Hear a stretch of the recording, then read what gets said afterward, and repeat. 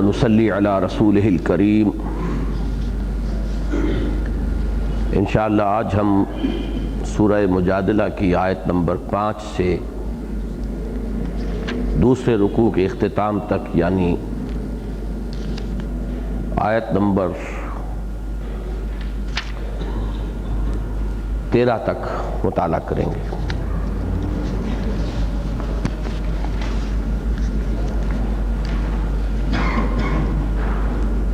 اعوذ باللہ من الشیطان الرجیم، بسم اللہ الرحمن الرحیم۔ ان الذین یحادون اللہ ورسولہ کبتوا کما کبت الذین من قبلہم وقد انزلنا آیات بینات وللکافرین عذاب مہین۔ یوم یبعثہم اللہ جمیعا فینبئہم بما عملوا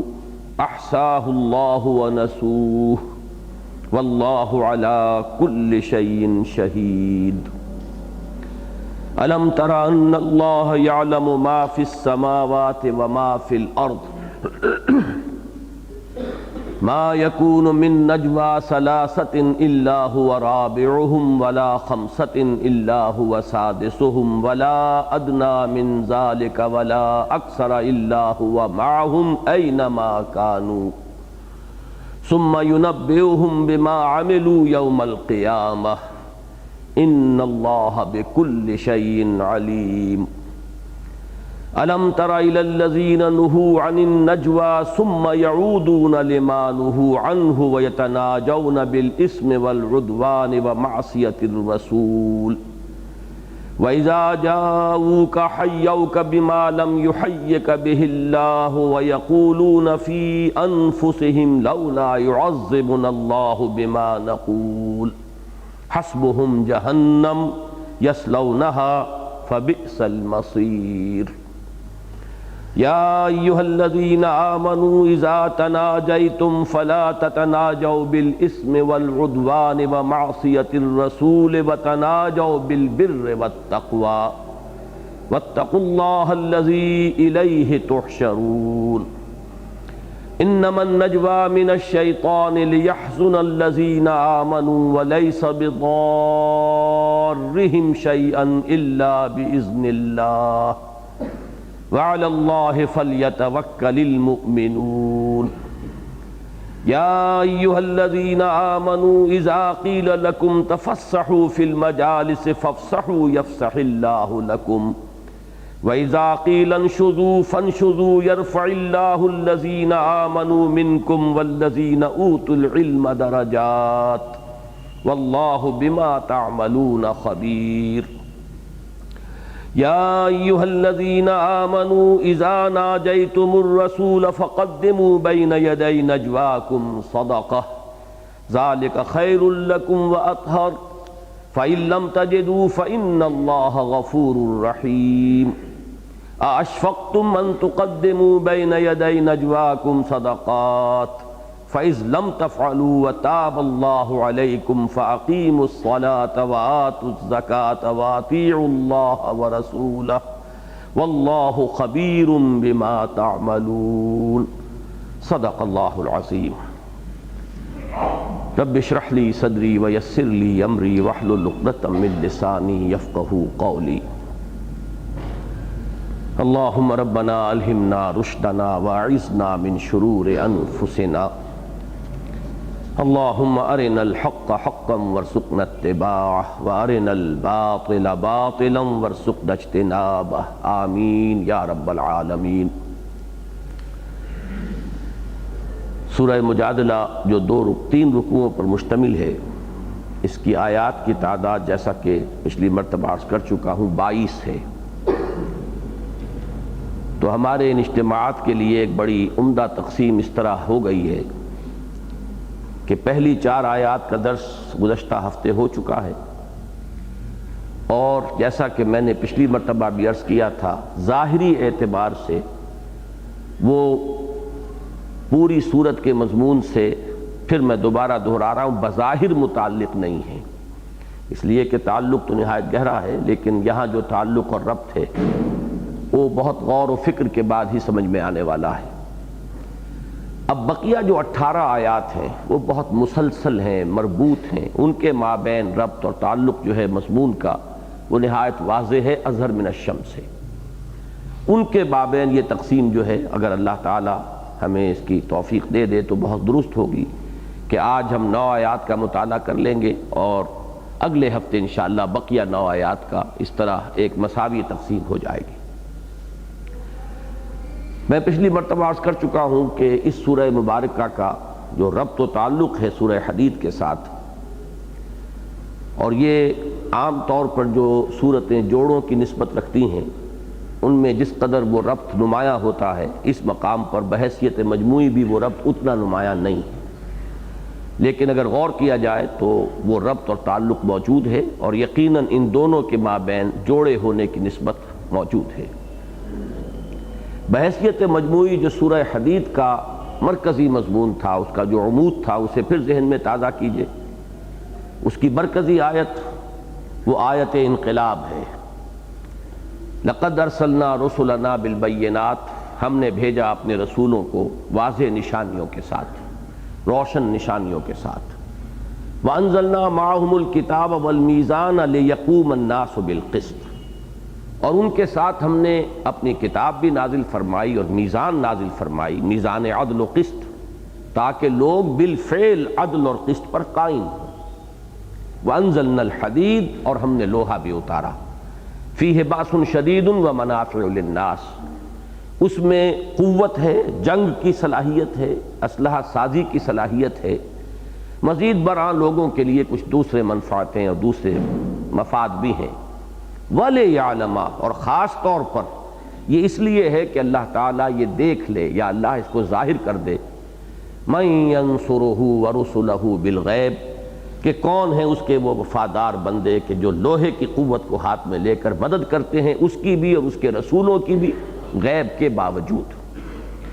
اب اس میں ایک مکمل فلسفہ انقلاب ہے۔ اللہ نے کتاب اتاری، آیات بینات نازل فرمائی تاکہ ان کی دعوت و تبلیغ ہو، ان کے ذریعے سے تربیت اور تزکیہ ہو، پھر ایک جماعت وجود میں آئے، ایک قوت وجود میں آئے، اور وہ قوت پھر ظلم اور استحصال کے خاتمے کے لیے کمر بستہ ہو جائے، اور مختلف مراحل سے یہ پروسیس گزرتا ہوا بالآخر اگر وقت آئے تو پھر وہ لوگ لوہے کی طاقت کو ہاتھ میں لے کر میدان میں آئے اور ان لوگوں کی بالفعل سرکوبی کریں کہ جو اس نظام عدل و قسط کے قیام میں مانع ہو رہے ہوں، مزاحم ہو رہے ہوں۔ اب ظاہر بات ہے کہ اس کے لیے ضروری ہے کہ جو لوگ اللہ پر اور اس کے رسولوں پر ایمان رکھتے ہیں وہ تن من دھن اس کام کے لیے لگانے کے لیے آمادہ ہو جائیں، اس لیے کہ یہ انقلاب اس کے بغیر نہیں آ سکتا۔ دعوت اور تزکیہ یہ ہو سکتا ہے، نصیحت ہو سکتی ہے، کچھ جزوی اصلاح کا کام بھی ہو سکتا ہے، لیکن ایک مکمل نظام کی تبدیلی کہ ظالمانہ نظام کو ختم کر کے بے خوبن سے اکھاڑ کر اس کی جگہ عادلانہ نظام قائم کیا جائے، یہ تو ایک انقلابی عمل کا متقاضی ہے، اور اس میں وہ مرحلہ لازماً آ کر رہتا ہے جبکہ بالفعل تصادم ہوتا ہے، اور اس تصادم کے لیے ضروری ہے کہ ایک جمعیت ہو، ایک مضبوط نظم والی جماعت ہو، سم و طاعت کا اس کے اندر نظم موجود ہو۔ ظاہر بات ہے کہ جماعت کا تصور بھی اس کے بغیر نہیں ہے کہ کوئی ان کا امیر ہوگا اور باقی لوگ اس کے دست و بازو بنیں گے۔ جو صحابہ کرام کی جماعت تھی، اسی لیے اس کا عنوان جو ہے سورہ فتح میں ہم پڑھ آئے ہیں، محمد الرسول اللہ والذین معہ، اللہ کے رسول محمد صلی اللہ علیہ وسلم، ان کی حیثیت رسول بھی ہیں، نبی بھی ہیں، داعی بھی ہیں، مربی بھی ہیں، مزکی بھی ہیں، اور ان سب پر مستضاد وہ امیر بھی ہیں، وہ میدان جنگ میں سپہ سالار بھی ہیں، اور جو ان کے ساتھی ہیں والذین معہ، جو ان کے دست و بازو بنے ہیں۔ یہی جو ترکیب ہے یا یہی جو سنتھسس ہے اس جماعت کا، اس کے لیے اسی سلسلہ سور میں آگے چل کر سورہ صف کی آخری آیت میں اشارہ ہو جائے گا، یا ایھا الذین آمنوا کونوا انصار اللہ کما قال عیسی ابن مریم للحواریین من انصاری الی اللہ، اے اہل ایمان اللہ کے مددگار بنو، جیسے کہ عیسیٰ ابن مریم نے اپنے حواریین کو پکارا تھا کہ کون ہے میرے مددگار اللہ کی راہ میں۔ تو وہ ایک داعی اور اس داعی کی پکار پر لبیک کہنے والے لوگ اور یہ دونوں مل کر کیا کریں گے؟ اللہ کے دین کے قیام کی جد و جہد، اور وہ گویا کہ نصرت خداوندی بھی ہوگی اس لیے کہ دین اللہ کا ہے، اور یہ نصرت رسول بھی ہوگی اس لیے کہ یہ اصلاً مشن ہے رسول کا صلی اللہ علیہ وسلم۔ اب اس عمود کے برعکس جو ہے سورہ حدید میں بڑی تفصیل سے بات آئی ہے کہ جو لوگ اس روش سے کنی کترائیں گے، میں نے پچھلی مرتبہ بھی وہ مصرع غالب کا تھوڑا سا تبدیلی کے ساتھ آپ کو سنایا تھا کہ جس کو ہو جان و دل عزیز اس کی گلی میں جائے کو، یا جس کو ہو دین و دل عزیز اس کی گلی میں جائے کیوں، تو اس کو اگر آپ بدل دیں کہ جس کو ہو جان و مال عزیز اس کی گلی میں جائے کیوں۔ اب یہ راستہ تو وہ ہے کہ جان اور مال کو کھپانا پڑے گا۔ جو لوگ کسی وجہ سے ایمان لے آئے، کسی جذباتی رو میں بہہ گئے، وقتی جذبہ ان کا ابھر آیا، ان کے ضمیر نے انہیں آمادہ کر ہی دیا کہ دعوت خیر ہے، دعوت حق ہے، لبیک کہو، بسم اللہ کرو، لیکن اب اس کے بعد جب وہ مراحل آتے ہیں، جب پکار آتی ہے اللہ کی راہ میں اپنے آپ کو لگاؤ اور کھپاؤ اور اپنا مال صرف کرو، تو اب جب ان کا تزلزل ہوتا ہے جان و مال کی محبت کی وجہ سے، وَلَٰكِنَّكُمْ فَتَنْتُمْ أَنفُسَكُمْ وَتَرَبَّصْتُمْ وَارْتَبْتُمْ وَغَرَّتْكُمُ الْأَمَانِيُّ حَتَّىٰ جَاءَ أَمْرُ اللَّهِ۔ اب یہ ہے وہ مدارج کے جن سے ہو کر یہ مرض، یہ بیماری جو ہے منافقت کی جو انتہائی شکل ہے اس تک پہنچا دیتی، تو سورہ حدید میں اس کو بھی واضح کیا گیا۔ اب ان دونوں چیزوں کو جوڑنے والی ایک بات ہے، اس کو سمجھ لیں تو اس سورہ مبارکہ کا ربط سامنے آ جائے گا۔ ایک طرف یہ بات سامنے آ گئی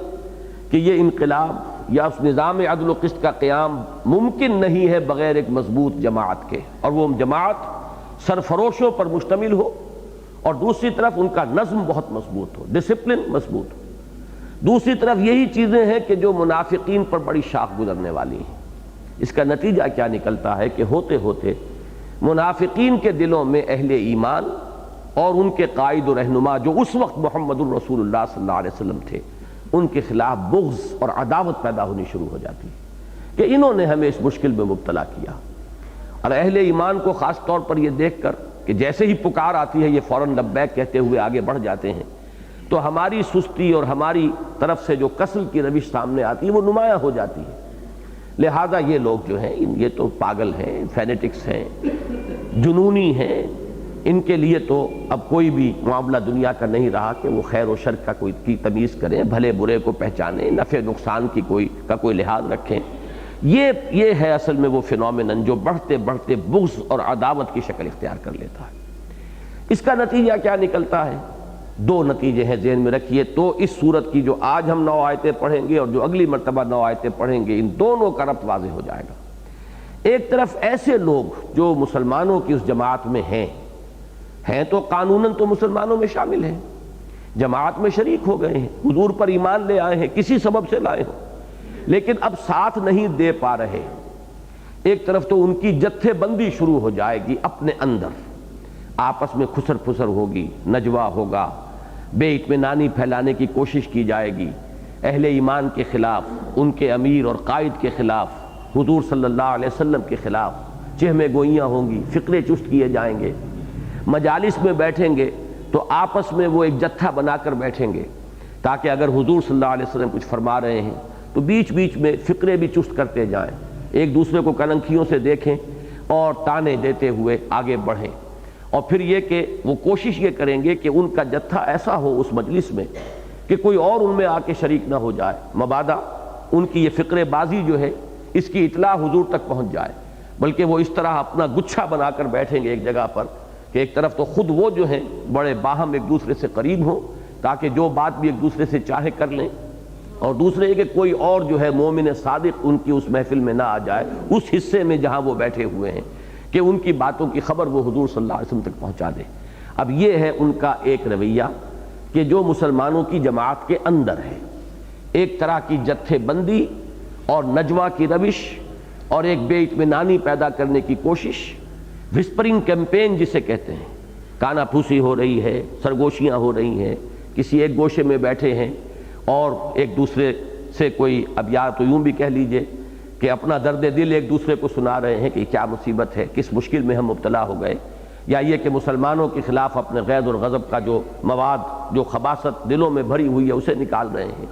حضور صلی اللہ علیہ وسلم کے خلاف جو ہے باتیں کر رہے ہیں۔ ایک طرف ان کا یہ معاملہ ہوگا، اور اسی کی اس تصویر کا دوسرا رخ کیا ہے کہ جو مخالفین اور معاندین ہیں، جو خاص طور پر مدینے کی اس اسلامی ریاست میں جو اس قسم کا ایلیمنٹ مدینے میں موجود تھا، وہ تھے یہود کے سرکردہ جو ان کے رہنما تھے، ان کے چودھری، ان کے لیڈر، اب ان کی درپردہ ان سے ساز باز ہے۔ سابقہ اگر کوئی قبائلی تعلقات تھے، اوس اور خزرج کے بڑے گہرے تعلقات تھے یہود کے ان 3 قبائل سے کہ جو وہاں آباد تھے، تو ان سابقہ محبتوں کی بنیاد پر، سابقہ دوستیوں کی بنیاد پر اب ان کے ساتھ ایک ساز باز ہو رہی ہے۔ یہ 2 ہیں رخ اس تصویر کے، لیکن یہ تصویر سمجھ میں نہیں آئے گی جب تک کہ دین کا یہ تحریکی جو ایک تصور ہے وہ سامنے نہ آئے۔ یہ عام حالات کی باتیں نہیں ہیں، جب تک کہ یہ کشمکش جو ہوتی ہے حق و باطل کے درمیان، اور ایک انقلابی جد و جہد کے جو مختلف تقاضے ہیں اور اس سے جو مسائل پیدا ہوتے ہیں، اگر ان کو انسان نہیں سمجھے گا تو واقعہ یہ ہے کہ قرآن مجید کا جو صحیح فہم ہے وہ حاصل نہیں ہوتا۔ اگرچہ ثانوی درجے میں یقیناً جو یہاں پر ہدایات آج ہم پڑھیں گے، اس میں یقیناً کچھ مجلسی آداب کی طرف بھی رہنمائی ہے۔ اس میں ثانوی درجے میں یقیناً ہمیں کچھ جو انسان کو معاشرتی طور پر جن آداب کا لحاظ رکھا جانا چاہیے ان کی بھی نشاندہی ہو رہی ہے، لیکن وہ ثانوی درجے میں ہے۔ عام طور پر جس کا مزاج تحریکی نہیں ہے، یا جس کی سوچ تحریکی نہیں ہے، جس کا فکر انقلابی نہیں ہے، وہ اس اصل بات تک تو پہنچ نہیں پائے گا، بلکہ سطح پر صرف یہ کچھ ان کو ایک مجلسی آداب کی حد تک سمجھ کر آگے بڑھ جائے گا۔ یہ بات جو ہے پوری گہرائی میں سمجھ میں تبھی آئے گی جب یہ پورا پس منظر ہو کہ یہ ہے وہ کشمکش اور وہ انقلابی جد و جہد اور اس کے تقاضے، اور اس میں پیدا ہونے والا یہ منافقین کا ایک عنصر جو ہے اندر، لیکن یہ کہ قانوناً اندر، ظاہراً اندر،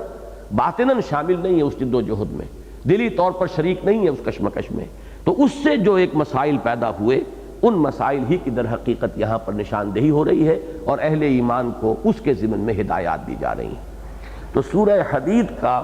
اور یہ سورہ مجادلہ کا جو 18 آیات پر مشتمل جو اس کا مین بلک ہے، سب سے بڑا حصہ جو ہے، اس کا ربط و تعلق نہایت واضح ہے۔ اس میں ایک لفظی حسن بھی پیدا ہوا ہے کہ ایک لفظ حدید جو ہے اس کے بھی وہی حروف اصلی ہیں جو لفظ محادہ کے ہیں۔ آج کا ہمارا درس شروع ہی ہوگا اسی لفظ سے، ان الذین یحادون اللہ ورسولہ۔ تو معلوم یہ ہوا کہ حدید اور محادہ ان دونوں کے مابین ایک لفظی مناسبت بھی ہے، میں ابھی اس کے بارے میں مزید عرض کروں گا۔ باقی جو سورہ حدید کا آخری رکوع ہے 4 آیات پر مشتمل، اور ادھر سورہ مجادلہ کی ابتدائی 4 آیات، ان کے درمیان جو مزید گہرا ربط ہے، جو انٹرلاکنگ کا میں نے لفظ استعمال کیا تھا کہ یہ حصے تو آپس میں بہت ہی زیادہ مربوط ہیں، وہ میں عرض کر چکا ہوں، صرف دوبارہ تذکرہ کر رہا ہوں، ذہن میں تازہ کر لیں کہ دونوں میں غلو کا بیان ہے۔ ایک میں غلو ہے کس چیز پر؟ تزکیہ نفس پر غلو، اصلاح ذات پر غلو۔ اسی طرح رحمت اور شفقت اور رحمت اور مودت کا غلو، یہ دونوں چیزیں تھیں کہ جن سے رہبانیت وجود میں آئی۔ ایک تو یہ کہ سیلف پیوریفیکیشن جو ہے، یہی عمل ان کا ختم ہونے میں نہیں آتا، ساری توجہات اسی پر مرتکز ہیں۔ معاشرے کی اصلاح اور ظلم کا استئصال، اس کی طرف ان کی توجہ جو ہے وہ بالفعل تو نہیں ہوتی، البتہ یہ کہ غیر ارادی طور پر یقیناً کچھ نہ کچھ معاشرے کی اصلاح تو ہوتی ہے، اسے آپ بائی پروڈکٹ کہیں، لیکن یہ کہ اس خانقاہی نظام کے نتیجے میں بھی معاشرے میں کچھ نہ کچھ خیر پھیلتا ہے، لیکن وہ ان کی کوئی ارادی جد و جہد نہیں ہوتی، اس کے لیے کوئی ارادی کوشش نہیں ہوتی۔ اور جہاں تک اس نظام عدل کا قیام ہے، اس کی طرف تو ان کا سرے سے رخ ہوتا ہی نہیں۔ پورے اس نظام کو بدلنے کی جد و جہد جو ہے وہ خانقاہی نظام کے ہدف کے طور پر ہے ہی نہیں۔ اس میں بلکہ بھی ایک لفظی جو مناسبت ہے اس کو بھی میں چاہتا تھا آج آپ کے سامنے رکھوں کہ رافت اور رحمت اگرچہ انتہائی پسندیدہ چیزیں ہیں، جس کا کہ غلو ہو گیا تھا متبعین نصارہ میں، جس کا قرآن مجید ذکر کر رہا ہے، یہی لفظ آتا ہے سورہ نور میں کہ یہ جو سخت ترین سزا ہے، اگرچہ وہاں پر رجم کا ذکر نہیں ہے، 100 کوڑے مارنے کا ذکر ہے کہ زانی ہو زانیہ ہو اس کو 100 کوڑے مارو، تو اس حد کے سلسلے میں الفاظ وہاں آئے ہیں وَلَا تَأْخُذْكُمْ بِهِمَا رَأْفَةٌ فِي دِينِ اللَّهِ، تم لوگوں کو اللہ کے دین کے معاملے میں یہ جو زانی اور زانیہ ہیں ان کے ضمن میں رافت اپنی گرفت میں نہ لے لے،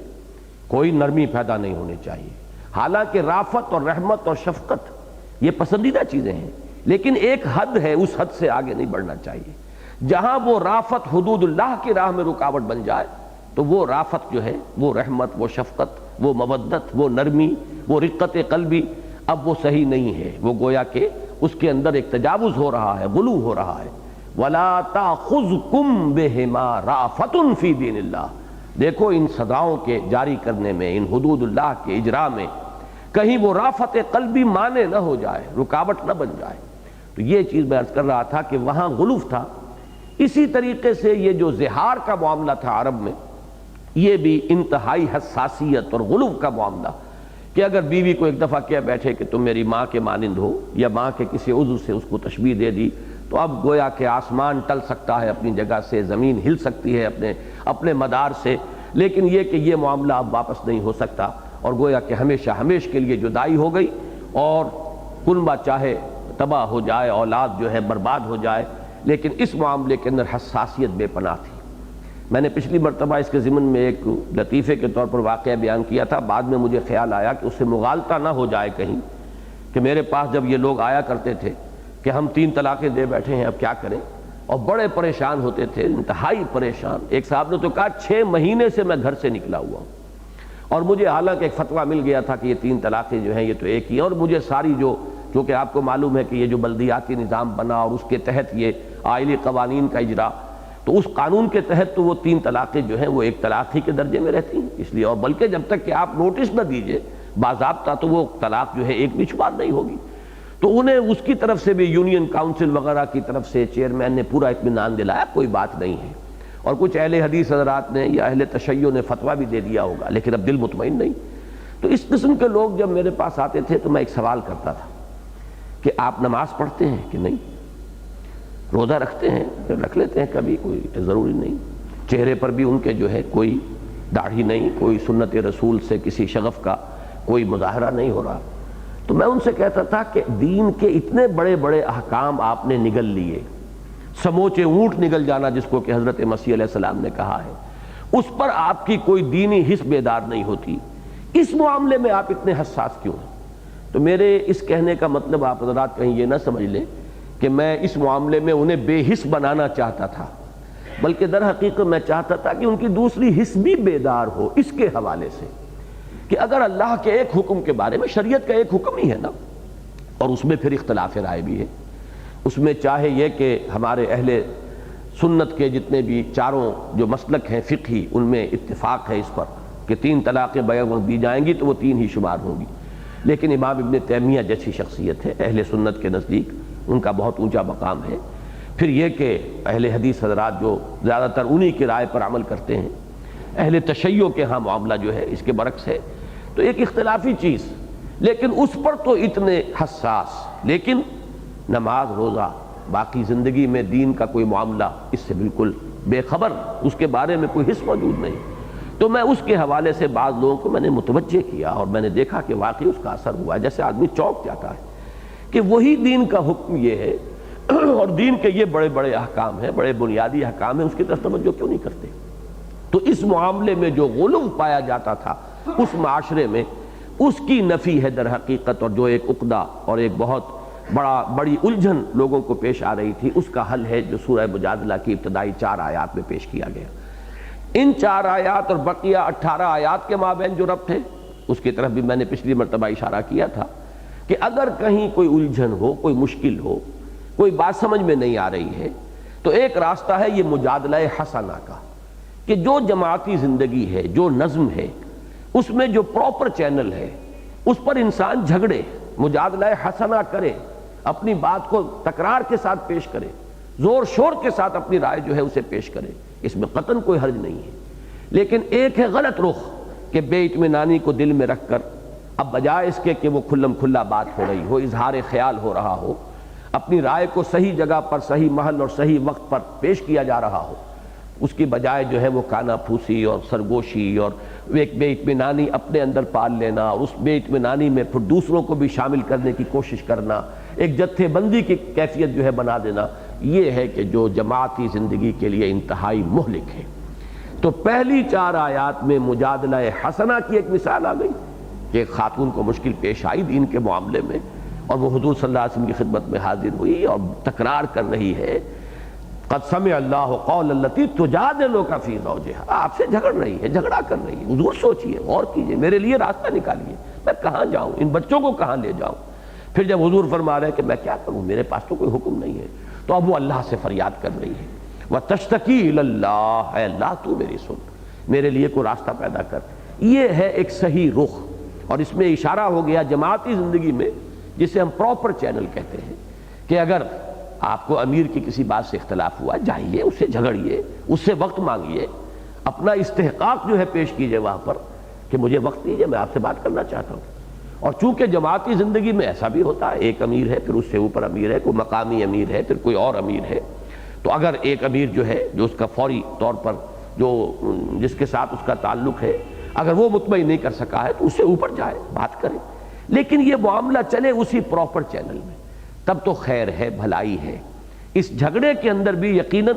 بہتری پیدا ہوگی، اور اس سے پوری جماعتی زندگی کے اندر نکھار آئے گا، اور اس سے خیر برآمد ہوگا۔ لیکن دوسرا راستہ ہے یہ محادہ اور نجوہ اور جتھا بندی، اور اس رخ سے ایک تخریبی انداز اختیار کر لینا، یہ ہے کہ جو ان 9 آیتوں میں آئے گا جو آج پڑھیں گے۔ اور پھر ظاہر بات ہے جب دلوں میں یہ روگ ہو جاتا ہے تو پھر جو باہر کے مخالفین ہے کھلم کھلا، پھر ان کے ساتھ بھی کوئی ساز باز کی راہ جو ہے خود بخود کھل جاتی ہے،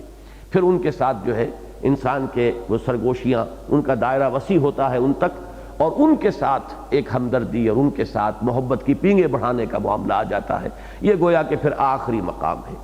یہاں جا کر 2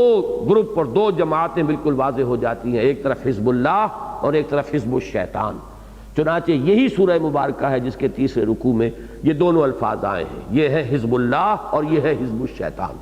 ان کے درمیان پھر وہ مقابلہ جو ہے وہ بھی اس کا فیصلہ ہو، وہ تو اللہ تعالیٰ کی طرف سے ہے، اور اہل ایمان کے خلوص و اخلاص اور ان کی محنت اور مشقت پر اس کا دار و مدار ہے۔ لیکن یہ کہ ان 2 گروہوں کا بالکل بالمقابل آ جانا،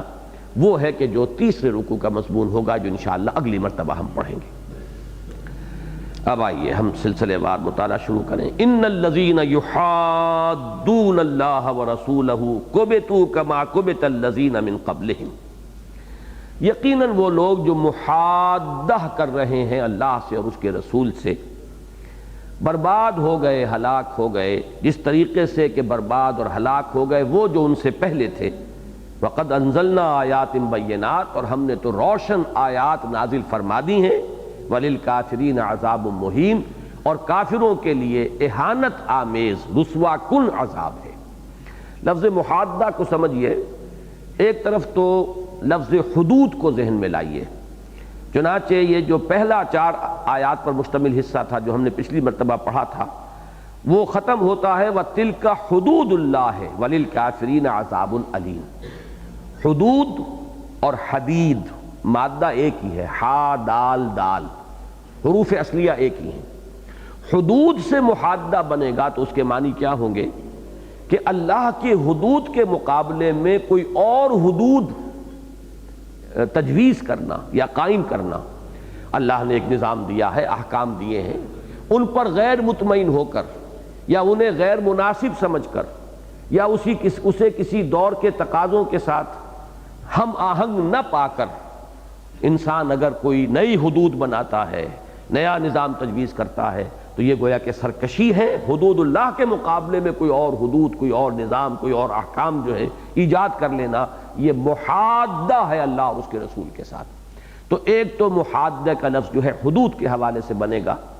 جیسے کہ سورہ مائدہ میں 3 مرتبہ ایک رکوع میں وہ الفاظ آئے وَمَن لَمْ يَحْكُمْ بِمَا أَنزَلَ اللَّهُ فَأُولَٰئِكَ هُمُ الْفَاسِقُونَ فَأُولَٰئِكَ هُمُ الْكَافِرُونَ فَأُولَٰئِكَ هُمُ الظَّالِمُونَ۔ جو لوگ اللہ کی اتاری ہوئی شریعت کے اور اللہ کے اتارے ہوئے احکام کے مطابق فیصلے نہیں کرتے، وہی تو کافر ہیں، وہی تو ظالم ہیں، اور ظالم بمانی مشرک، وہی تو فاسق ہیں، فاسق بمانی وہ شخص کے جو اطاعت سے نکل گیا ہو، جو باغی ہو گیا ہو۔ تو کفر، شرک اور بغاوت اس کے سوا اور کیا ہے؟ چنانچہ محادہ کے یہ معنی لیے ہیں ہمارے جو متقدمین ہیں مفسرین۔ آپ کو معلوم ہے کہ مفسرین میں علامہ ابن جریر طبری رحمہ اللہ،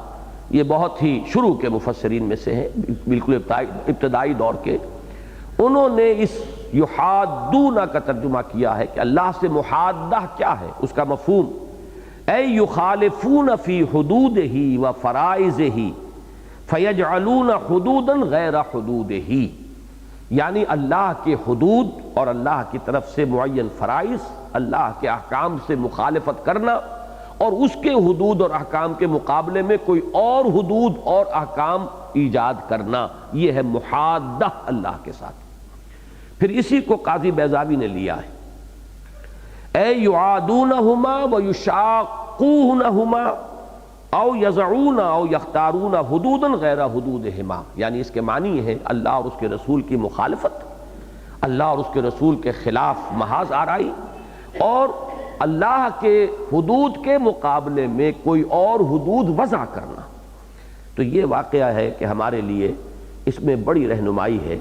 اللہ تعالیٰ کا دیا ہوا قانون، اللہ کی دی ہوئی شریعت کو پس پش ڈال کر کوئی اور قانون سازی کرنا۔ ایک تو یہ ہے کہ اس دائرے میں قانون سازی کی جائے جہاں اللہ کی طرف سے، اس کے رسول کی طرف سے کوئی صریح حکم نہیں ہے۔ یہ میں آج کل جو جمعے میں تقریریں کر رہا ہوں، بڑی تفصیل سے اس پر میں نے بحث کی ہے کہ بہت وائڈ سکوپ ہے لیجسلیشن کا جدید اسلامی ریاست میں، حدود معین ہے، لیکن جو حدود ہیں ان سے تجاوز کیا گیا تو یہ بغاوت ہے۔ ان حدود کے اندر جیسے کہ اس حدیث میں، بڑی پیاری حدیث ہے، میں نے جمعے میں تو بیان کی ہے بارہا، کہ مثل المومن والایمان کمثل الفرس فی عاقیتہ، مومن کی مثال اس گھوڑے کی سی جو کھوٹے سے بندھا ہوا ہے، یجول ثم یرجع الی عاقیتہ، وہ ادھر ادھر چرتا چکتا ہے، دوڑتا بھاگتا ہے، لیکن پھر وہ اپنے کھوٹے کی طرف رجوع کرتا ہے۔ رسی سے بندھا ہوا ہے، اگر 100 گز کی رسی ہے تو دائیں بائیں، اوپر نیچے، شمال جنوب، مشرق مغرب، کہیں بھی وہ 100 گز سے زائد نہیں جا سکتا۔ البتہ 100 گز نصف قطر کا دائرہ جو ہے اس میں اس کو آزادی حاصل ہے، 50 گز پر بیٹھ جائے، وہ کھونٹے سے ٹیک لگا لے، 100 گز تک چلا جائے، 100 گز کے دائرے میں سرپٹ دوڑتا رہے، تب بھی وہ کھونٹا رکاوٹ نہیں بنے گا، وہ رسی رکاوٹ نہیں بنے گی، لیکن یہ کہ اس سے تجاوز نہیں ہوگا۔ بس یہ ہے بہترین تمثیل۔ اس دائرے کے اندر آپ قانون سازی کر سکتے ہیں، لیکن حدود اللہ کو پامال کرتے ہوئے، کسی معاملے میں حدود اللہ کے ہوتے ہوئے کوئی اور حدود نصب کر دینا، حدود اللہ کو اپنی جگہ سے ہٹا دینا، یہ تو در حقیقت صاف صاف بغاوت ہے۔ اس کے لیے بغاوت سے ہلکا لفظ اور کوئی نہیں ہے، اس کے لیے لفظ آ رہا ہے محادہ، ان الذین یحادون اللہ ورسولہ۔ اچھا، دوسرا مفہوم اس میں لفظ حدید سے محادہ، یہ بہت ہی، جیسا کہ میں نے عرض کیا،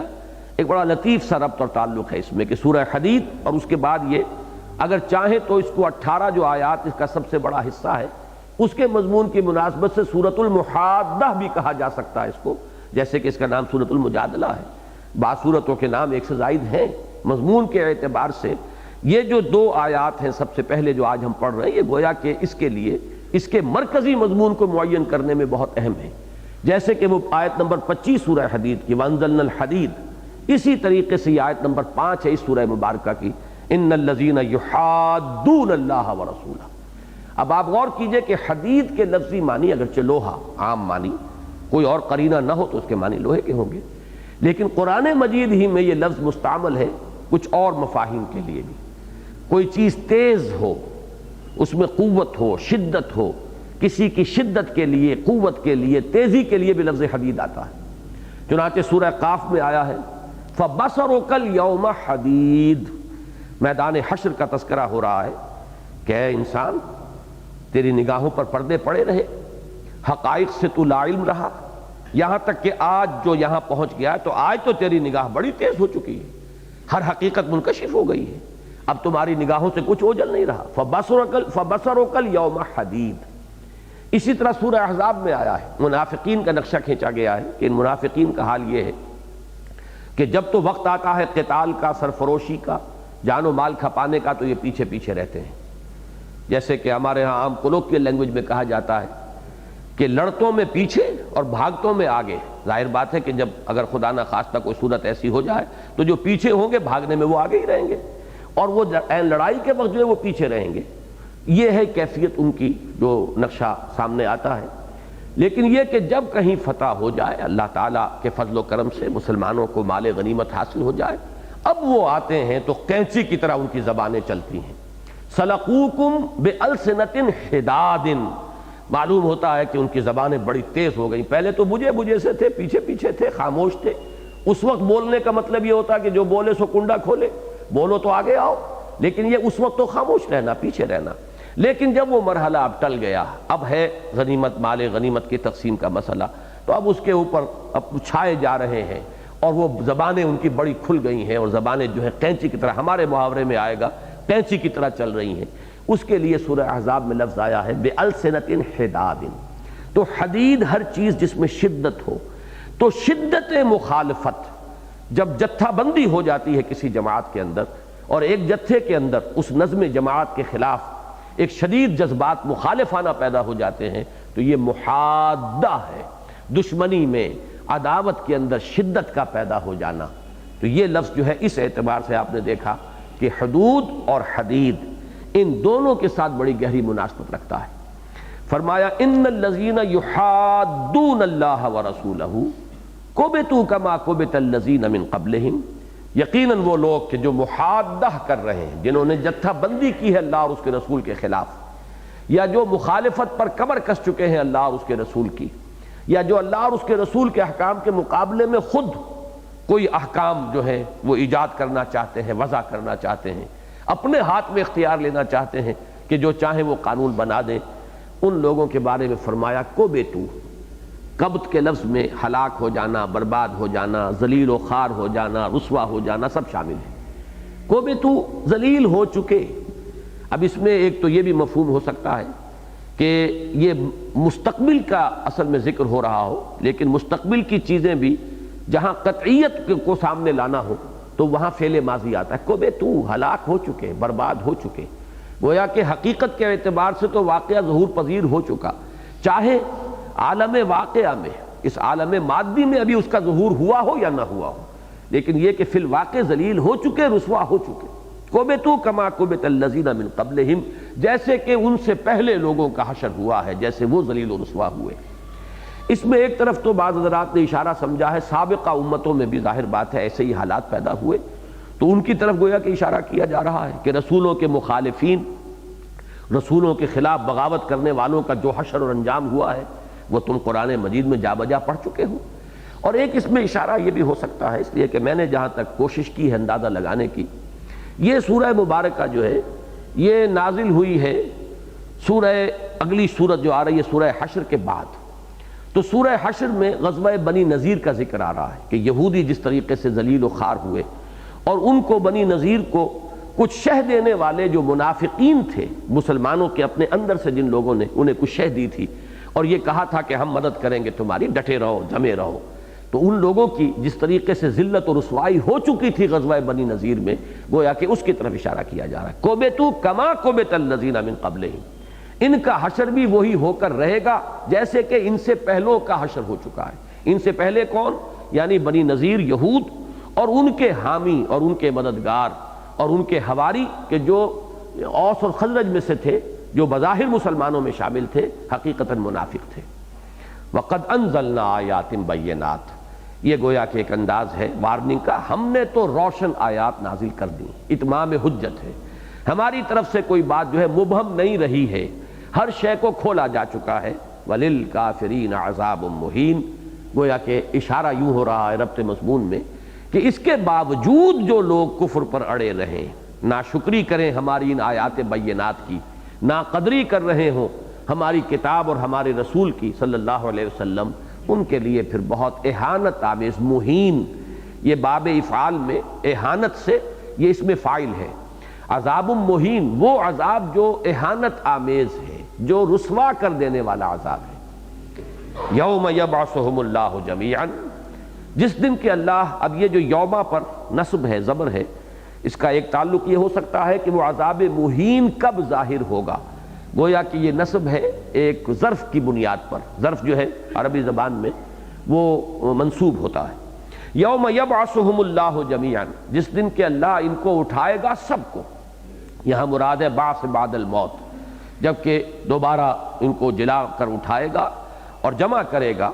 فَيُنَبِّئُهُم بِمَا عَمِلُوا، پھر ان کو جتلا دے گا.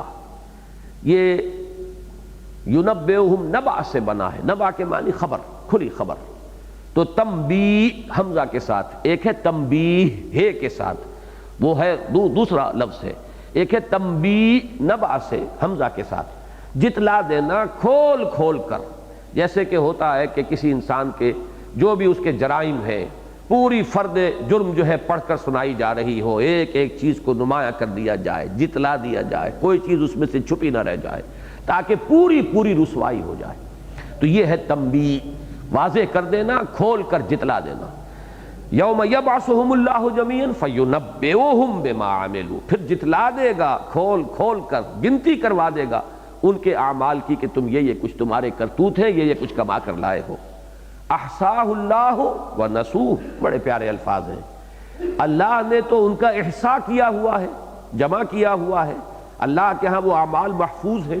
ان میں سے کوئی بھی کہیں گم ہونے والا نہیں ہے، جیسے کہ سورہ لقمان میں حضرت لقمان کی نصیحتوں میں آیا ہے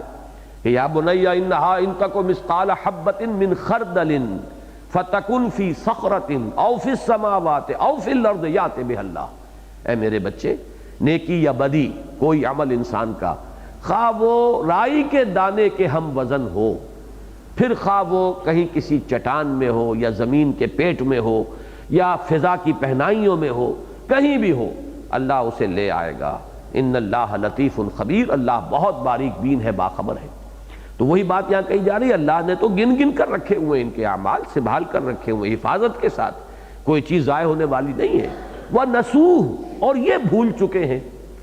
انسان کو تو اپنے سارے اعمال یاد نہیں آتے، یاد رہتے نہیں ہیں، اور میرے نزدیک یہاں پر اصل میں تصویر کھینچی جا رہی ہے میدان حشر کی، کہ انسان حیران ہو جائے گا جب اس کو ایک ایک عمل اس کے سامنے آ جائے گا،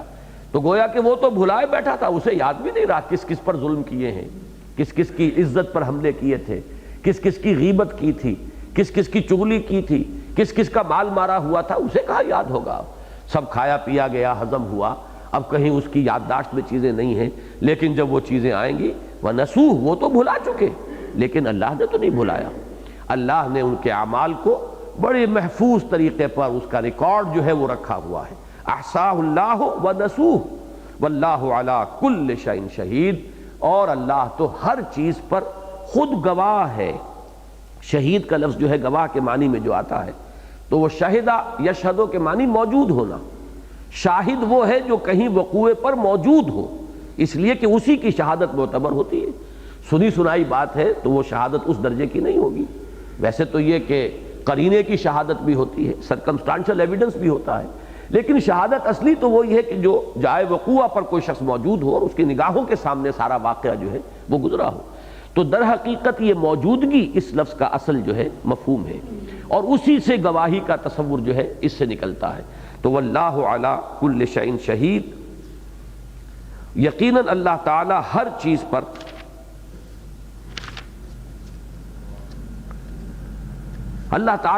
پر گواہ ہے، وہ خود اس کا، بلکہ میں یہاں پہ لفظ استعمال کر رہا ہوں سمجھانے کے لیے، چشمدید گواہ ہے۔ اس لیے کہ دیکھیے ایک بات سامنے یہ آتی ہے ہمارے ذہنوں میں وسوسہ اندیزی، شاید ریکارڈ کی بنا پر فیصلہ ہوگا، اس لیے کہ فرشتے لکھ رہے ہیں، کرامن کاتبین ہیں، تمام اعمال ہمارے ریکارڈ ہو رہے ہیں، تو یہ ریکارڈ در حقیقت الزام کے لیے ہے، حجت قائم کرنے کے لیے ہے، اللہ کا علم محتاج نہیں ہے اس ریکارڈ کا، اس لیے کہ وہ تو خود شہید ہے، بنفس ہی، بذات ہی موجود ہے، لہذا اس کے لیے یہ ریکارڈ جو ہے اس کی کوئی احتیاج نہیں ہے۔ یہ ریکارڈ ہوگا آپ پر حجت قائم کرنے کے لیے، کہ اگر کوئی شخص کہتا ہے کہ نہیں میں نے تو ایسا نہیں کیا، تو جیسا کہ میں عرض کیا کرتا ہوں آج کل جو بھی ایک تصور ہمارا موجود ہے کہ بہت بڑا کمپیوٹر ہوگا وہ اعمال نامہ، جس میں ہر شخص کے اعمال جو ہے وہ فیڈ ہو رہے ہیں، ایک ایک لفظ فیڈ ہو رہا ہے جو ہم بول رہے ہیں، اور کوئی ایک بٹن دبے گا اور وہ شروع ہو جائے گی آپ کی زندگی کی فلم، جس میں وہ ہر عمل بھی محفوظ ہے، ہر قول بھی، ما یلفظ من قول الا لدیہ رقیب عتید، جو لفظ بھی زبان سے نکلتا ہے وہ بھی محفوظ ہو رہا ہے، اور ہر حرکت جو ہے وہ آپ کے ریکارڈ ہو رہی ہے۔ چنانچہ سورہ کہف میں جو نقشہ آیا ہے وہ بڑا عجیب ہے کہ اس روز پکار اٹھیں گے لوگ،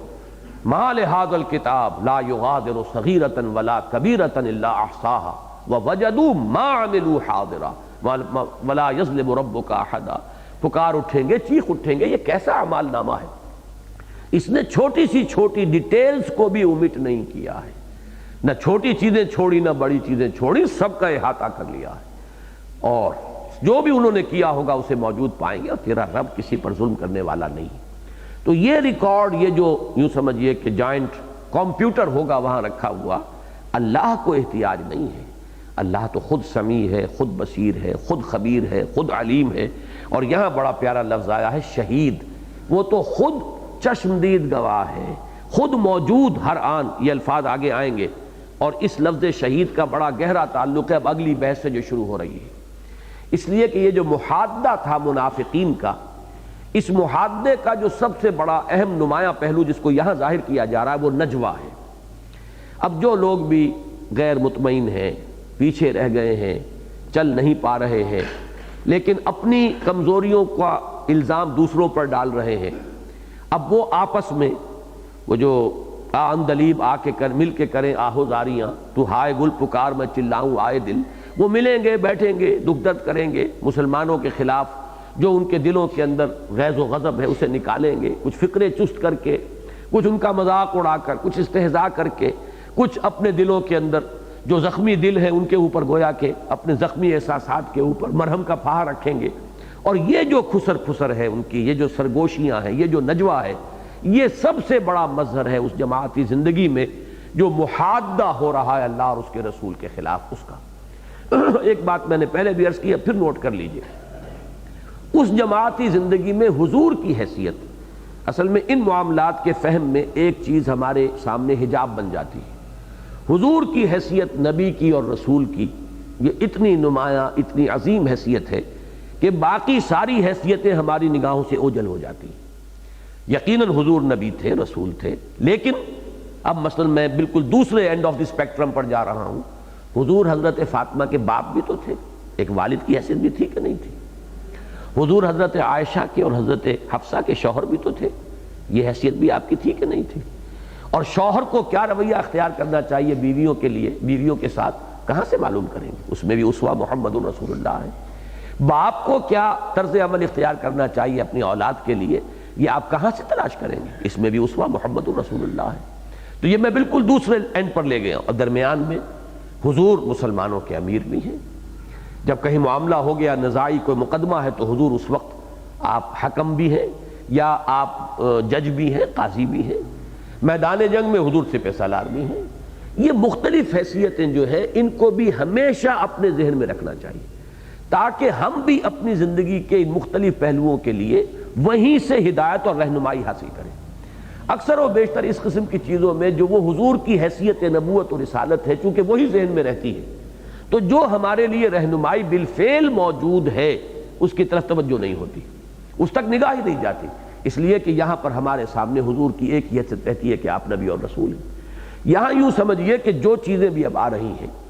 اس میں کسی بھی اسلامی انقلابی جماعت کا جو نظم ہے، اس کے لیے جو ہدایات دی جا رہی ہیں وہ ہے کہ جو ہمیں سمجھنی ہے ان آیات کی روشنی میں، کہ جن میں وہ نظم جماعت جس میں امیر جماعت کی حیثیت تھی محمد الرسول اللہ صلی اللہ علیہ وسلم کو، اور صحابہ کرام آپ کے ساتھی تھے، یوں کہیے وہ ارکان جماعت تھے، وہ اس جماعت کے ممبرز تھے، اور باقی حضور صلی اللہ علیہ وسلم ان کے رہنما اور امیر تھے۔ تو یہ محادہ جو ہوتا ہے اللہ اور اس کے رسول کے خلاف ہو رہا ہے اس وقت، اس لیے کہ رسول کے خلاف محادہ، رسول اور اللہ تو بریکٹڈ ہے، اللہ کی اطاعت رسول کی اطاعت، اللہ کی محبت رسول کی محبت، اس اعتبار سے وہاں تو لفظ آ رہا یحادون اللہ ورسولہ، لیکن اسی میں آپ کو رہنمائی ملے گی۔ کوئی جتھا بندی کسی نظم جماعت میں اس کے جو صاحب امر ہیں ان کے خلاف، اس کے ضمن میں بھی آپ کو ہدایت اور رہنمائی یہیں سے ملے گی، اس لیے کہ ظاہر بات ہے اور کوئی سورس ہمارے پاس نہیں ہے۔ اسوہ ہر پہلو سے حضور صلی اللہ علیہ وسلم ہے، اور ہمارے لیے نمونہ ہر اعتبار سے محمد الرسول اللہ والذین معہ، جیسے کہ حضور نے فرمایا ما انا علیہ واصحابی، تو ظاہر بات ہے کہ ہر پہلو سے ہمارے لیے اسوہ آپ ہی۔ فرمایا گیا الم تری ان اللہ یعلم ما فی السماوات و ما فی الارض، کیا تم نے نہیں دیکھا، یعنی تم نے غور نہیں کیا کہ یقیناً اللہ تعالیٰ جانتا ہے ہر وہ چیز جو آسمانوں میں ہے اور ہر وہ چیز جو زمین میں ہے۔ یہ جو اللہ کا علم کامل ہے، در حقیقت لفظ شہید کے ساتھ اس کی بڑی گہری مناسبت ہے۔ واللہ علی کل شیء شہید، ہر شے پر خود وہ نگران ہے، خود گواہ ہے، خود موجود ہے، بنفس نفیس جو ہے وہ نگرانی فرما رہا ہے۔ تو ظاہر بات ہے کہ اب کوئی شے بھی اس کے علم سے باہر نہیں۔ الم تری ان اللہ یعلم ما فی السماوات و ما فی الارض، اب یہاں سے بحث شروع ہوئی۔ ما یکون من نجوی ثلاثۃ الا هو رابعهم، نہیں ہوتا نجوا تین افراد کا۔ اب نجوا کے لفظ کو ذرا یہاں سمجھیے، نجا یا نون جیم اور واو اس کے حروف اصلی ہیں، ان کا اصل مفہوم جو ہے امام راغب رحمۃ اللہ علیہ نے الفاظ معین کیے، اصل النجاء الانفصال من الشیء، کسی چیز سے کٹ جانا یہ نجا ہے، علیحدہ ہو جانا۔ اسی میں ایک جماعت ہے جماعتی زندگی سے علیحدہ ہو کر، جو مین گروپ ہے بلک آف دی پارٹی، اس سے علیحدہ ہو کر اپنا کوئی گروپ قائم کر لینا، اور اب بیٹھ کر آپس میں مشورہ، ایک مشورہ ہے بالعموم کھلم کھلا سب کے ساتھ سب کے سامنے، ایک ہے علیحدہ گروپ بنا کر اپنی ایک علیحدہ ٹکڑی کہیں ایک علیحدہ سی جمع کر کے اور وہاں بیٹھ کر خسر پھسر کرنا، یہ نجوا ہے۔ تو الانفصال من الشیء یہاں پر بہت صحیح انداز میں یہ جو نجوا ہے جس کا کہ ذکر یہاں ہو رہا ہے، ویسے تو لفظ اسی سے نجات بنا ہے، خلصوا نجیا، ایک طرف ہو گئے کٹ گئے اور پھر انہوں نے آپس میں مشورہ کیا، یہ سورہ یوسف میں بھی آیا ہے۔ تو نجوا یہاں پر جو آ رہا ہے اس اعتبار سے اپنے اصل لغوی اصل سے بہت قریب ہے۔ ما یکون من نجوا ثلاثۃ، نہیں ہوتا نجوا سرگوشی باہمی مشورے کانا پھوسی خسر پسر تین افراد کی، الا هو رابعهم، مگر یہ کہ چوتھا ان کا اللہ موجود ہوتا ہے، وہ ہوتا ہے چوتھے فرد کی حیثیت سے موجود۔ ولا خمسۃ الا هو سادسهم، اور نہ ہی ہوتا یہ نجوا پانچ افراد کا مگر یہ کہ چھٹا ان کا اللہ ہے۔ ولا ادنی من ذلک، اب تین اور پانچ کا ذکر کر کے ادنا جو ہے دو افراد بھی کہیں اگر خسر پسر کر رہے ہیں سرگوشیاں کر رہے ہیں تو جان لو کہ وہاں بھی اللہ موجود ہے ان کے تیسرے کی حیثیت سے۔ ولا اکثر، اور اب 6 ہوں 7 ہوں 10 ہوں، کوئی جتھا جو ہے کتنا ہی بڑا ہو جائے، اگر وہ کوئی علیحدہ ہو کر سرگوشیاں کر رہے ہیں تو اللہ ان کے ساتھ موجود ہے۔ اب یہاں وہ الفاظ آ گئے ہیں، ان سے بھی ایک مناسبت آپ کو سورہ حدید کے ساتھ نظر آئے گی۔ الا هو معهم اینما کانوا، مگر یہ کہ اللہ ان کے ساتھ ہوتا ہے جہاں کہیں بھی وہ ہوں۔ یہی الفاظ سورہ حدید کی ابتدائی جو 6 آیات ہیں ذات و صفات باری تعالیٰ کے ضمن میں یہ الفاظ آئے ہیں، وَهُوَ مَعَكُمْ أَيْنَمَا كُنْتُمْ وَاللَّهُ بِمَا تَعْمَلُونَ بصیر، اور جہاں کہیں بھی تم ہوتے ہو اللہ تمہارے ساتھ ہوتا ہے، اور جو کچھ تم کر رہے ہو اللہ اسے دیکھ رہا ہے، بنفس نفیس دیکھ رہا ہے۔ اسے کسی فرشتے کی جو رپورٹ ہے اس پر ڈیپینڈ نہیں کرنا ہے۔ مجھے وہ شعر یاد آیا، بڑا پیارا شعر ہے کہ پکڑے جاتے ہیں فرشتوں کے لکھے پر ناحق، آدمی کوئی ہمارا دم تحریر بھی تھا، یہ فرشتوں نے رپورٹ کر دی، کسی فرشتے کو مجھ سے مخالفت ہوگی، اس نے غلط رپورٹ کر دی، اب اس پر ہم پکڑے جا رہے ہیں۔ تو اس کی نفی جو ہے بڑی خوبصورت نفی ہے، یہ کہ وہ تو خود موجود ہے۔ اللہ تعالیٰ کسی رپورٹ کے اوپر جو ہمارے ہاں کے حکام ہیں جس طریقے سے وہ مجبور ہوتے ہیں غریب کے CID کی رپورٹ جو بھی ہو جائے، اب ان کے پاس تو زیادہ یہ کریں گے کہ ایک سورس نہ ہو، ایک پروونشل CID ہو تو ایک سینٹرل CID ہو تو ایک آرمی کی CID ہو، تمام طرف سے آئے، تاکہ پھر یہ کہ کوئی ایک رائے قائم کی جا سکے کہ بات صحیح کیا ہے، صورت معاملہ کیا ہے۔ اللہ کا معاملہ تو یہ نہیں ہے، ہوا معکم اینما کنتم، جو کچھ جہاں کہیں بھی تم ہوتے ہو اللہ تمہارے ساتھ ہوتا ہے۔ واللہ بما تعملون بصیر، جو کچھ تم کر رہے ہو اللہ اسے دیکھ رہا ہے، خود دیکھ رہا ہے۔ وہی لفظ یہاں آیا شہید، واللہ علی کل شیء شہید، اور اس کے ساتھ یہ کہ الا هو معہم اینما کانوا، مگر یہ کہ وہ ان کے ساتھ موجود ہے جہاں کہیں بھی وہ ہوں۔ اب یہاں اس جگہ پر ہم بحث کر چکے ہیں پوری، یہ معیت خداوندی جو ہے اس کا مطلب کیا ہے، اس کا تعلق پھر وہ جو فلسفہ وجود ہے اور وحدت الوجود اور وحدت الشہود کے ساتھ جڑتا ہے۔ صفات کی بحث بہت لمبی چوڑی ہے، اس پر تو اجماع ہے، سب جانتے ہیں کہ صفاتی طور پر اللہ تعالیٰ ہر جگہ موجود ہے، یعنی ہر شے اس کے علم میں ہے، ہر چیز کو وہ دیکھ رہا ہے، ہر بات کو وہ سن رہا ہے۔ باقی یہ کہ جو لوگ اس وحدت الشہود یا وحدت الوجود یا توحید وجودی کے قائل ہیں، ان کا کہنا یہ ہے کہ بذات ہی بھی اللہ تعالیٰ ہر جگہ موجود ہے، ہماری سمجھ میں آئے نہ آئے، کیسے موجود ہے یہ ہم نہیں جانتے۔ تو یہ معاملہ تو دوسری صفات کا بھی ہے، ہم یہ جانتے ہیں کہ اللہ دیکھتا ہے، کیسے دیکھتا ہے یہ ہمیں نہیں معلوم.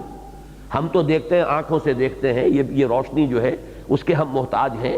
خارج میں یہ روشنی ہو، آنکھوں میں بصارت موجود ہو تب ہم دیکھ سکیں گے. لیکن اللہ تعالیٰ جو ہے کسی اسباب و ذرائع کا پابند نہیں، محتاج نہیں. تو وہ کیسے دیکھتا ہے ہمیں نہیں معلوم، دیکھتا ہے. وہ کیسے سنتا ہے ہمیں نہیں معلوم، سنتا ہے. تو اس کیفیت کو ہم حوالے کرتے ہیں، اس کو مجہول سمجھتے ہیں کہ اس کا ہمیں علم حاصل نہیں ہو سکتا. لیکن جیسے ہم جانتے ہیں کہ اللہ ہر چیز کو سنتا ہے، ہر چیز کو دیکھتا ہے، ایسے ہی اللہ ہر جگہ موجود ہے. اس پر تو یقین لازم ہے. کیسے موجود ہے یہ ہم نہیں جانتے. باقی جو لوگ اس میں لازماً بصفات ہی کی قید لگاتے ہیں، میرے نزدیک یہ ایک اضافی شرط ہے جو وہ لگا رہے ہیں. اس کی کوئی ضرورت نہیں ہے. اس لیے کہ جب ہم صفت علم اور صفت بصر اور صفت سمع کے لیے اس قسم کی کوئی قید نہیں لگاتے، تو اسی طرح اللہ تعالیٰ کی معیت اور اللہ کا موجود ہونا ہر جگہ، اس کے لیے بھی ہمیں کوئی اضافی شرط لگانی نہیں چاہیے. إِلَّا هُوَ مَعَهُمْ أَيْنَمَا كَانُوا، مگر یہ کہ وہ ان کے ساتھ ہوتا ہے جہاں کہیں بھی وہ ہوں. ثُمَّ يُنَبِّئُهُم بِمَا عَمِلُوا، پھر وہی لفظ آ گیا، پھر وہ ان کو جتلا دے گا، پوری طرح باخبر کر دے گا، کھول کھول کر گنتی کر دے گا ان کے اعمال کی یوم القیامہ، قیامت کے دن. ان اللہ بکل شیء علیم، یقیناً اللہ تعالی ہر چیز کا علم رکھتا ہے. الم تر الی الذین نہوا عن النجوى ثم يعودون لما نہوا عنہ ویتناجون بالاثم والعدوان ومعصیۃ الرسول. کیا تم نے نہیں غور کیا؟ ترا جو ہے لفظی معنی تو ہوں گے کیا تم نے نہیں دیکھا، لیکن یہی مادہ جو ہے را الف اور یا، اسی سے رویت بنا ہے، دیکھنا. اسی سے لفظ رائے ہے، میری یہ رائے ہے. اب یہ رائے کیا ہے؟ یہ بھی در حقیقت ایک باطنی بصیرت ہے، رویت باطنی ہے. ایک حقیقت کو میں دیکھ رہا ہوں اپنے اندر، یہ میری رائے بنی ہے. ایک رویت ظاہری ہے، ایک رویت باطنی ہے، جو عقل سے، اپنی سمجھ سے، شعور سے جو کچھ میں نے دیکھا وہی تو میری رائے ہے. اس اعتبار سے ان دونوں کے مابین کوئی فرق نہیں ہے، مادہ بھی ایک ہے اور بڑا گہرا ربط اور تعلق ہے دونوں میں. تو علم ترا کے دونوں معنی ہوں گے، کیا تم نے نہیں دیکھا، یا تم نے نہیں غور کیا، تم نے اس پر تدبر نہیں کیا، یہ تمہاری رویت باطنی کے اندر یہ بات نہیں آئی، تمہارے فہم میں یہ شے نہیں آئی. علم ترا الی الذین نہوا عن النجوى، ان لوگوں کو کی طرف کہ جنہیں روکا گیا تھا نجوا سے. ثم یعودون لما نہوا عنہ، پھر وہ اعادہ کر رہے ہیں، لوٹ کر وہی کام کر رہے ہیں، پھر وہی کام کر رہے ہیں جس سے کہ انہیں روکا گیا تھا. اب اس سے مراد دو چیزیں لی گئی ہیں، بلکہ اکثر حضرات نے تو یہ لیا ہے کہ معلوم ہوتا ہے کہ نجوہ کے خلاف حضور کی طرف سے کوئی فہمائش جو ہے وہ ہو چکی تھی. پہلے حضور نے مذمت کی تھی، حضور نے روکا تھا، لیکن لوگ باز نہیں آئے، وہ اپنی ان حرکتوں کو انہوں نے جاری رکھا، جس پر اب یہ تہدیدی انداز میں یہ آیت نازل ہو رہی ہے کہ جنہیں روکا گیا تھا اور وہ نہیں رکے. لیکن ایک رائے اور بھی ہے جس کی طرف میرا ذہن منتقل ہوا ہے کہ میرے نزدیک اس میں اشارہ ہے سورہ نساء کی آیت نمبر 114 کی جانب. اور یہ جو ہے سورہ نساء کی آیت نمبر 114 معلوم ہوتا ہے کہ پہلے نازل ہوئی ہے ان آیات سے. وہ آیت میں پڑھ کر سنا رہا ہوں، لا خیر فی کثیر من نجواہم الا من امر بصدقۃ او معروف او اصلاح بین الناس ومن یفعل ذلک ابتغاء مرضات اللہ فسوف نؤتیہ اجرا عظیما. یہ ایک سمجھانے کے انداز میں، افہام و تفہیم کے انداز میں اشارہ کر دیا گیا تھا کہ مسلمانوں کو کس چیز سے رکنا چاہیے، کیا کرنا چاہیے. یہ بالکل ایسے ہے جیسے شراب کے ضمن میں پہلی آیت جو نازل ہوئی سورہ بقرہ میں جو ہے اس میں صرف اشارہ کر دیا گیا، فرما دیا گیا کہ اس میں کچھ خیر کا پہلو بھی ہے، نفع بھی ہے لوگوں کے لیے، لیکن اسمہما اکبر من نفعہما، اس میں جو شراب اور جوئے میں، ان دونوں میں جو گناہ کا پہلو ہے وہ ان کے نفع کے پہلو سے بڑا ہے. اب اشارہ کافی تھا، آکنارہ اشارہ کافی. تو جو زیادہ فہیم اور جو فقیہ حضرات تھے اور صحابہ کرام میں کہ جن کی نگاہیں تیز تھیں، بصیرت باطنی سے اللہ تعالیٰ نے جنہیں زیادہ نوازا تھا، وہ فوراً اسی آیت پر شراب نوشی انہوں نے ترک کر دی. وہ سمجھ گئے کہ رخ کیا ہے، کدھر یہ بات جا رہی ہے. یہی وجہ ہے کہ جب دوسری آیت نازل ہوئی اس میں بھی چونکہ آخری حکم تو نہیں تھا شراب کی حرمت کا، وہ بھی یہ تھا کہ جب تم نشے میں ہو تو نماز کے قریب نہ پھٹکو، وَلَا تَقْرَبُوا الصَّلَاةَ وَأَنْتُمْ سُكَارَىٰ، مت جاؤ نماز کے قریب اس حال میں کہ تم نشے میں ہو. اس میں بھی آخری حکم نہیں ہے. تو یہی وجہ ہے کہ پھر جب تیسری آیت نازل ہوئی ہے جو سورہ مائدہ میں، تو اس کا انداز بڑا وہ غضبناک قسم کا، غضب آمیز ہے اس کا پہلو، اسلوب جو ہے. هل انتم منتہون، اب بھی باز آتے ہو کہ نہیں؟ یعنی تم اشاروں سے نہیں سمجھے، تم نے بات کو نہیں پایا، ہم نے تو بات پہلے بھی کھول دی تھی۔ تو یہ قرآن کا اسلوب ہے کہ ایک بات کو اشارے میں رخ جو ہے معین کر دیا جائے، اور جو یقیناً ان میں سے وہ جو حضرات تھے فہیم اور جن کا جو ہے باطنی بصیرت اللہ تعالیٰ نے جنہیں زیادہ دی تھی، وہ سمجھ گئے کہ رخ کدھر ہے، رک گئے۔ یہی معاملہ یہاں ہے کہ اس نجوہ کے بارے میں اس سورہ نساء کی اس آیت میں جو فرما دیا گیا لا خیر فی کثیر من نجواہم، دیکھیے یہاں بھی خیر کا ذکر ہو رہا ہے، جیسے وہاں فرمایا کہ اسمہما اکبر من نفعہما فیہما اسم کبیر و منافع للناس، اس دونوں میں منفعت بھی ہے لیکن گناہ کا پہلو بھی ہے۔ یہاں پر فرمایا لا خیر فی کثیر من نجواہم، یہ جو سرگوشیاں کرتے ہیں آپس میں علیحدہ بیٹھ کر، اس میں سے اکثر میں کوئی خیر نہیں ہے، الا من امر بصدقۃ، ہاں خیر کا پہلو ہو سکتا ہے۔ آپ کہیں کسی کے پاس جائیں اور اس کو آمادہ کریں کہ فلاں شخص بہت غریب ہے، اس کو ضرورت ہے، احتیاج ہے، اس وقت میرے پاس کچھ نہیں ہے کہ میں اس کی مدد کر سکوں، تو آپ اگر ہمت کریں اللہ تعالیٰ آپ کو توفیق دے، اللہ تعالیٰ آپ کو اجر و ثواب سے نوازے گا۔ یہ ایک تنہائی میں جا کر امر بصدقۃ، صدقے کا حکم دیا یا مشورہ دیا، اور معروف یا کسی اور نیک کام کی طرف۔ اسی طرح اس میں یہ بھی آ جائے گا معروف کے ساتھ امر، اور نہیں جو ہے کسی منکر کے ساتھ کہ جا کر تنہائی میں کسی کو سمجھانا کہ یہ کام غلط آپ کر رہے ہیں، اس سے باز آ جائیے، یہ چیز مناسب نہیں ہے، اس کو ترک کر دیجئے۔ تو یہ بھی اگرچہ بظاہر نجوہ ہوگا کہ علیحدگی میں جا کر بات ہو رہی ہے، لیکن زمین و آسمان کا فرق ہو گیا اس نجوہ میں اور اس نجوہ میں۔ اور فرمایا وَإِصْلَاحٍ بَيْنَ النَّاسِ، بسا اوقات اس کی ضرورت پیش آتی ہے کہ دو مسلمانوں میں آپس میں کوئی اختلاف ہو گیا ہے، تو اب ایک جگہ پر دونوں موجود ہوں گے اور آپ صلح صفائی کرانے کی کوشش کریں گے تو شاید نہ ہو سکے، علیحدہ علیحدہ جا کر کہ بھائی ٹھیک ہے اس نے یہ کہا تھا، درگزر کرو،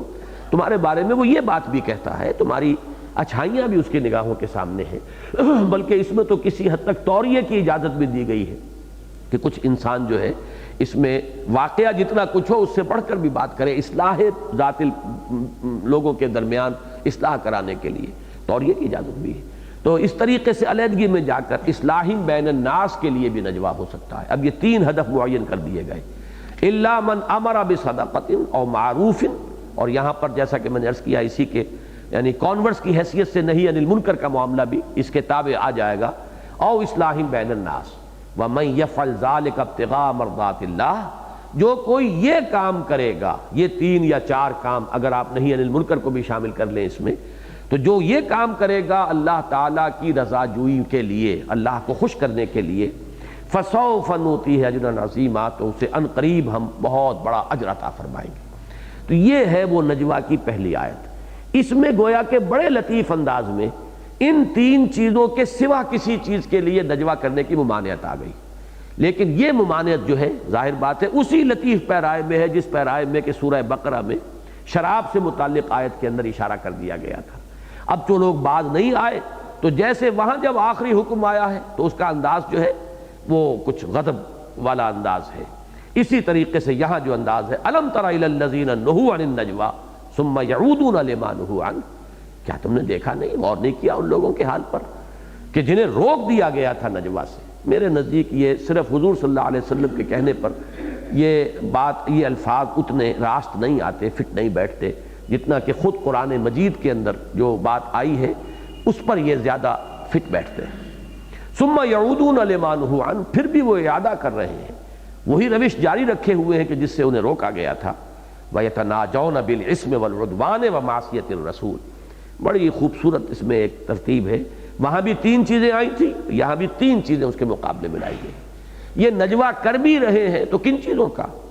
یتناجون بالاسم، گناہ کے لیے نجوہ کر رہے ہیں، سازشیں کر رہے ہیں، اور کسی یعنی حضور صلی اللہ علیہ وسلم کے کسی حکم کی مخالفت کے لیے بیٹھے ہیں آپس میں، اور یہ آپس میں سرگوشیاں کر رہے ہیں۔ بالاسم والعدوان، زیادتی،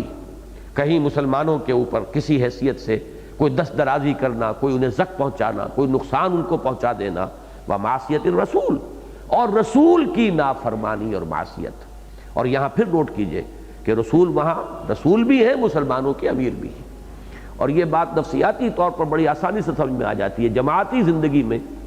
امیر کے بارے میں انسان کے لیے ہمیشہ جو ہے گویا کہ دل کی زمین ہموار ہوتی ہے، اس کے بارے میں کوئی بھی یعنی ایک بے اطمینانی یا شکایت کے لیے، جیسے کہ زمین تیار ہو کے بیج پڑے اور برگ و بار لے آئے، اس لیے کہ انسان کی نفس پر، اس کے انا پر بہت شاخ گزرتا ہے۔ یہ امیر ہے، میں اس کا حکم ماننے پر مجبور ہوں، ہے تو میری طرح کا انسان، اس میں کوئی سرخاب کے پر تو لگے ہوئے نہیں۔ یہ بات جو ہے علامہ اقبال نے ختم نبوت کے ضمن میں بڑی حکیمانہ بات کہی ہے کہ یہ بڑا ہم پر فضل ہوا ہے، ختم نبوت کے بعد کے دور والوں کے لیے یہ بڑی آسانی ہے کہ جب تک رسول شخصاً موجود ہوتے تھے تو شخصاً ان کی اطاعت لازم ہوتی تھی، اور ظاہر بات ہے کہ وہ بھی گوشت پوشت کے بنے ہوئے انسان لوگوں کے سامنے ہوتے تھے۔ اور ہمارے لیے اب وہ حضور صلی اللہ علیہ وسلم اطاعت رسول ایک انسٹیٹیوشن کا درجہ رکھتی ہے، کوئی شخص ہمارے سامنے موجود نہیں ہے کہ ہر وقت جو ہے اس کے سامنے سر جھکانا لازم ہو جائے، اس کے ہر حکم کو ماننا لازم ہو جائے، اس کے کسی فیصلے کے خلاف ذرا دل کے اندر اگر کوئی تھوڑی سی چاہے مان لیا ہے حکم لیکن طبیعت میں بے اطمینانی بھی پیدا ہو گئی تو ایمان کے لالے پڑ گئے کہ وہ جو آیا ثم لا یجدوا فی انفسہم حرجا مما قضیت ویسلموا تسلیما فلا وربک لا یؤمنون حتی یحکموک فیما شجر بینہم ثم لا یجدوا فی انفسہم حرجا مما قضیت ویسلموا تسلیما۔ تو اے تیرے رب کی قسم، یہ لوگ مومن نہیں ہیں، ہرگز مومن نہیں ہیں جب تک کہ ان کا معاملہ یہ نہ ہو جائے کہ جو بھی معاملہ ان کے مابین اٹھے اس میں آپ ہی کو حکم بنائیں اور جو فیصلہ آپ کر دیں اس پر اپنے دلوں کے اندر بھی کوئی بے اطمینانی محسوس نہ کریں، کوئی تنگی محسوس نہ کریں، چاہے ظاہرہ قبول کر لیا ہے طبیعت میں بے اطمینانی اگر ہے تب بھی ایمان کے لالے پڑ جائیں گے۔ تو یہ بڑی شدید آزمائش تھی، اب اس آزمائش کا معاملہ نہیں رہا، اب شخصاً کوئی مطاع نہیں ہے، اب تو انسٹیٹیوشن ہے نا، اللہ کی کتاب، اللہ کے رسول کی سنت، بیٹھیے گفتگو کیجئے، بحثیں کیجئے، یہ حدیث قوی ہے نہیں ہے، اس کی سند کیسی ہے، اس کے اندر کیا ضعف ہے، کیا اس کے اندر اسی طرح کی کمی ہے، ان تمام چیزوں پر بحث کرتے ہیں۔ شخص موجود نہیں ہے اب، وہ شخصاً جو ہے اطاعت ہوتی تھی، ایک انسان اپنے ہی جیسا دو ہاتھ دو پاؤں رکھنے والا انسان، گوشت پوشت کا بنا ہوا انسان، اور اس کی اطاعت کلی، یہ واقعتاً نفس پر بہت شاخ گزرنے والی شے، اور یہی چیز ہے جو آگے جماعتی زندگی کے اندر یہ سب سے بڑا ایثار ہوتا ہے کہ اپنے امیر کی بات ماننا، اس کے حکم کو تسلیم کر لینا، چاہے آپ کی رائے ذاتی وہ نہیں ہے، آپ نے مشورہ دے دیا ہے، اپنی رائے ظاہر کر دی ہے، لیکن فیصلہ ہو گیا ہے آپ کی رائے کے خلاف، پھر بھی آپ کو اب اس رائے پر عمل کرنا ہے اور کھلے دل کے ساتھ کرنا ہے۔ اگر یہ نہیں کریں گے تو پھر نظم قائم ہی نہیں رہے گا، جماعتی زندگی جو ہے اس کا کوئی بقا کا امکان ہی نہیں ہے۔ تو یہاں پر بھی نوٹ کیجئے، معصیت الرسول کے ساتھ جب ہم اس سے اخذ کریں گے کسی اسلامی انقلابی جماعت کا نظم کیا ہونا چاہیے، تو یہیں سے ہمیں رہنمائی ملے گی کہ یہ نجوہ اگر ہوتا ہے امراء کے خلاف تو وہ بھی در حقیقت اسی کے ذیل میں آئے گا۔ یتناجون بالاسم والعدوان ومعصیت الرسول واذا جاؤوک حیوک بما لم یحیک بہ اللہ۔ اور جب وہ آپ کے پاس آتے ہیں، اب ان کے جو سب سے زیادہ جو چودھری قسم کے لوگ تھے ان منافقین میں سے بھی، جیسے عبداللہ ابن ابی ان کا سردار ہے، نہ صرف یہ کہ وہ ان کا سردار ہے بلکہ تمام انصار کا وہ سردار تھا، اوس اور خزرج کا، خزرجی تھا، اور خزرج کا قبیلہ بہت بڑا تھا، اوس کا قبیلہ اس کے مقابلے میں قوت اور تعداد کے اعتبار سے بہت کم تھا،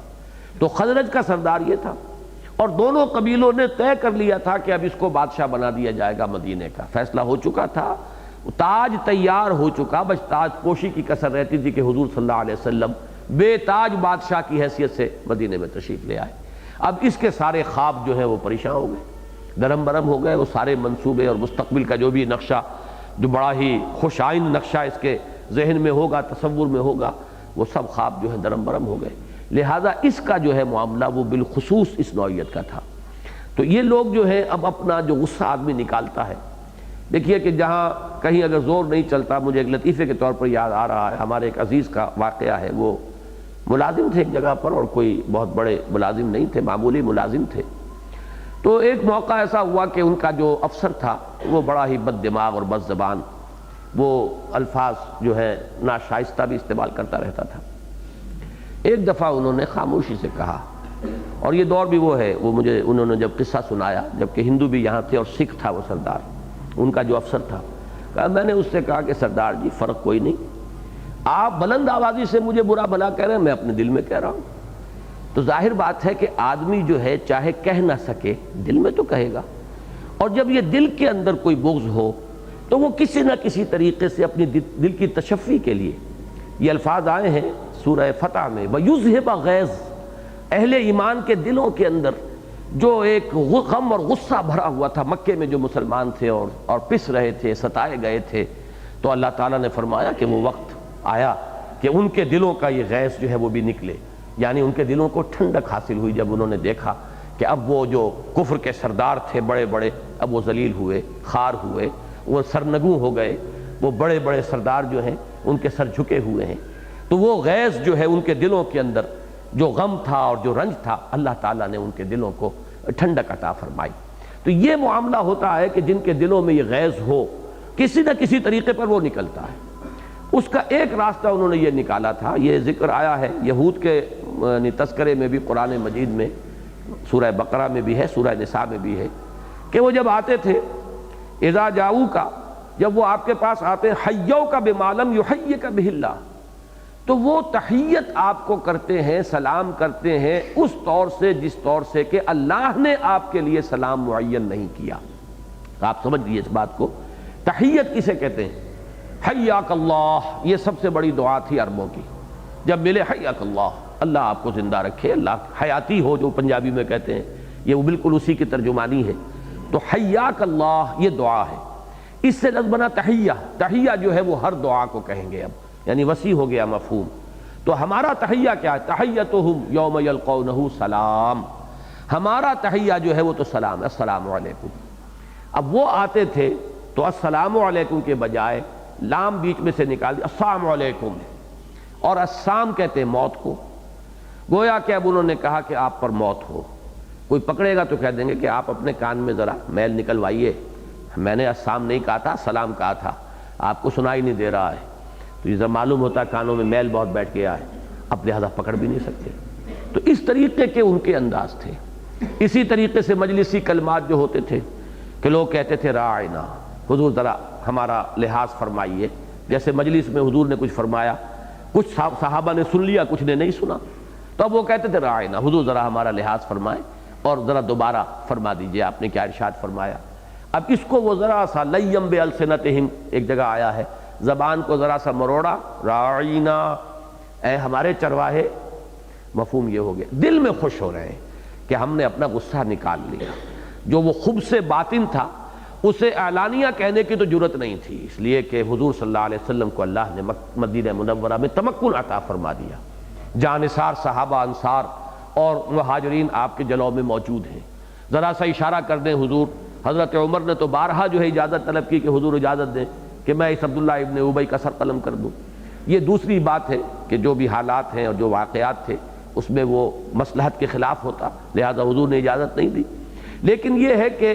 ظاہرہ ان لوگوں کے لیے ممکن نہیں تھا کہ اپنے دلوں کا غیظ نکال سکیں، وہ یہ طریقے اختیار کرتے تھے، السلام علیکم کے بجائے السلام علیکم یا راعینا۔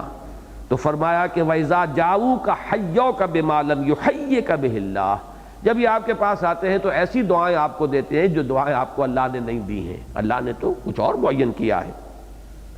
وَيَقُولُونَ فِي أَنفُسِهِمْ، اب یہ بھی سورہ حدید کا ایک اہم نقطہ ہے جو یہاں واضح ہوگا۔ وَيَقُولُونَ فِي أَنفُسِهِمْ، پھر وہ اپنے دلوں ہی میں کہتے ہیں، لَوْلَا يُعَذِّبُنَا اللَّهُ بِمَا نَقُولُ، کیوں نہیں اللہ ہمیں عذاب دیتا اس پر جو ہم کہہ رہے ہیں۔